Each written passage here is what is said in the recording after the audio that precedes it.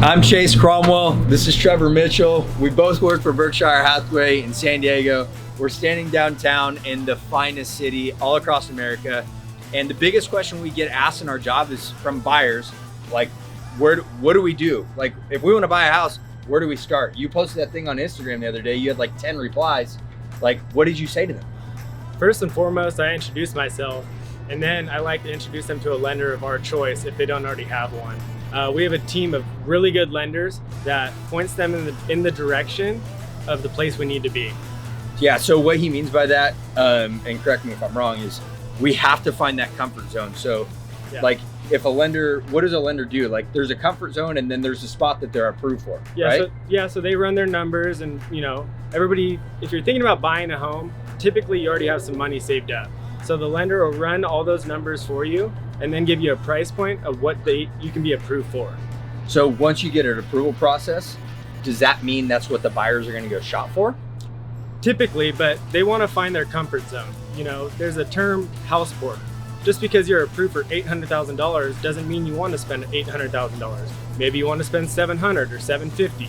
And then from there, that's where we start looking. Yeah, exactly. So what he means is like your comfort zone is maybe not the price, the price of the house, but it's your mortgage payment, which obviously taking into consideration means the price of the house, how much you have to put down, and your debt to income ratio, which factors in like your interest rate. Yep. So like for him and I, we come across this question often. We send him straight to a lender. And then from there, we start the home search process. And I know Trevor starts off the way I do. So what's that? The MLS, right? Yeah, so I'll target a search, ask them what neighborhoods they want to be in, and then I'll draw an outline on the MLS and get daily updates. And I'll be sending them stuff that pops up whenever it pops up, whether it be daily, twice daily, or every other day.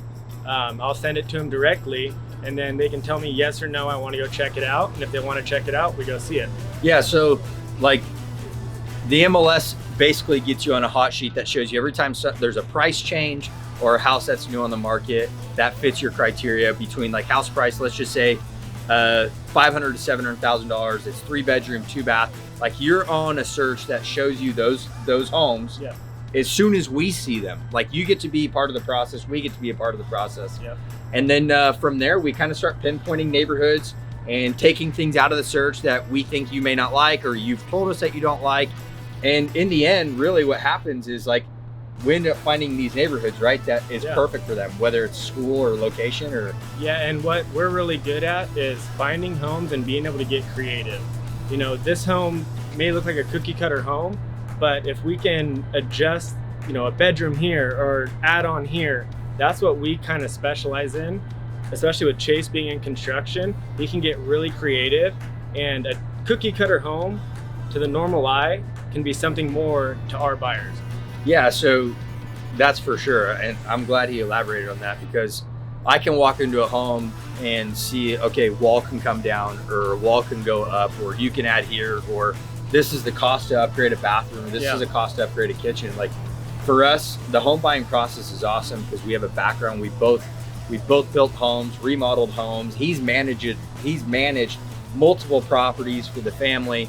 So we're very familiar with the process of San Diego real estate, especially with buyers and sellers. Like it's awesome. So we're looking forward to working with you, your buyers, your referrals, your family, anybody really. Anything you need, we're here. The process of getting your offer accepted as a buyer and opening escrow. So it's a standard escrow in today's market is about 30 days. And that time starts the day the seller's ink touches the paper. That is considered day 0. Day 30 is the day you get your keys. So once we get an accepted offer back, what do you do with the contract? You're going to send it to the lender. He's going to start his conditional loan approval and order the appraisal. Right. So why is that important? Because of the contingency periods in the contract, right? Yeah. What are the 3 important contingency periods in the contract? So you're going to have inspection, loan, and appraisal. What are the timelines for each one? So actually I said that out of order, but inspection is going to be first. That's going to be 17 days. Appraisal is going to be 17, and loan will be 21. So obviously all those dates can be negotiated within a seller, and most of the time it's dependent on whether or not we're in a buyer or a seller's market. But we're speaking of contractual terms right now. So The first one that's important, that's really important to us, is the inspection period. So we start the process of inspection. We do our due diligence. We see if there's unpermitted add-ons. We see if there's a cracked slab. We see if there's a leaky roof or bad plumbing. From there, Trevor and I will typically take this list, and we'll either, what do we do with the list? We present it to our buyers. The buyers typically get it, and ourselves. Then we'll go over it with our buyers and figure out how we want to negotiate from there. There's always going to be something on the list, whether it be minor or small.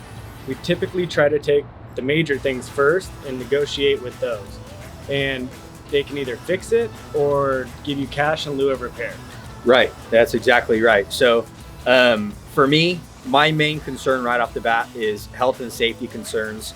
And depending on what the market is doing, if it's a buyer's market, then we can start handling other things with the seller, asking for huge credits. Typically get a lot more in the buyer's market. Yeah, so once that period's done and we're done negotiating that with the seller, the request for repairs is done, the seller agrees to either do X amount of repairs or pay us pay the buyer an X amount of dollars in lieu of the repairs, we, by contract, are obligated to remove that contingency. So what happens when we move that contingency as a buyer is you're saying, in writing, I can no longer back out of this transaction without losing my deposit, my earnest money deposit, for any reason that I have found wrong with the house that came from the inspection report, okay? There's more to that. There are gray areas that we can elaborate on, but we don't want to talk about that because that gets too deep. Once that appraisal or once that contingency is removed, what's the next contingency? That one will be the appraisal. Okay, so that's why you had the lender order the appraisal so quick. What's the timeline like for ordering an appraisal? It could take, weeks, depending on if it's VA, FHA, or conventional. Typically, bureaucratic systems like the VA take a little bit longer, so that's why you want to order it off the bat. At that point, with this market, everything being so high, appraisal may not come in at value. And at that point, from there? Then you can start renegotiating again. So if it's a $20,000 difference, you may meet the buyer, halfway and come up with 10 grand cash extra while he, negates his 10 grand out of his pocket. Right. So as realtors, we never suggest you to remove that appraisal contingency unless the home either comes in at value or we have renegotiated a price that works for both buyer and the seller. Maybe that, if it comes in low 20 grand, like Trevor says, maybe the seller comes down the whole 20 grand, which is the actual value of the appraised value of the home, or you meet in the middle, like Trevor said. That's also another way of negotiation. Once those terms are met, whether the house comes in at value or you negotiate that, then we remove that appraisal contingency, which means at that point, we cannot back out of the transaction without losing our deposit based upon anything that has to do with the evaluation and appraisal of the home. So our next contingency is? It would be the loan contingency. And that consists of getting through the entire loan process as a buyer. You have a conditional approval, which is typically, you're approved. However, you need to show proof of X amount of items. Maybe it's tax returns, pay stubs, or verification of employment. Once you have conditional approval and you've brought all those things in as a buyer, you get final approval. Yep. Right? So once we have that final approval, what are we obligated to do at day 21? Remove all of our contingencies. Okay. And then release our deposit. Yeah. So you're not technically releasing the deposit, but what he means by that is when you remove all your contingencies, you cannot back out of the transaction of this home for any of those reasons. So let's say you quit your job on day 30. Well, you lose your deposit because you removed that contingency. So you're fully committed when you remove all your contingencies until the day we actually close. And so what happens is you get your final loan approval. As a buyer, I know you've bought multiple homes. Yeah. I helped you before you had your license. Yeah. After your loan approval, like a day or two before we close, you wire your funds. Yep. And which includes your down payment and your closing costs. Yeah. That's basically it. Yep. Right? And then the bank funds the rest, and then you get that glorious email from Escrow saying you're clear to close. And you got confirmation. And then the house is yours as a buyer. Recording. And normally by 6 o'clock that night, you get keys. Yep. you get to move in and you are a new homeowner. So if you have any more questions like that, what it's like to be a buyer, or even what it's like to be a seller, we're really good at that as well. Reach out to us and we'd love to help. Yeah.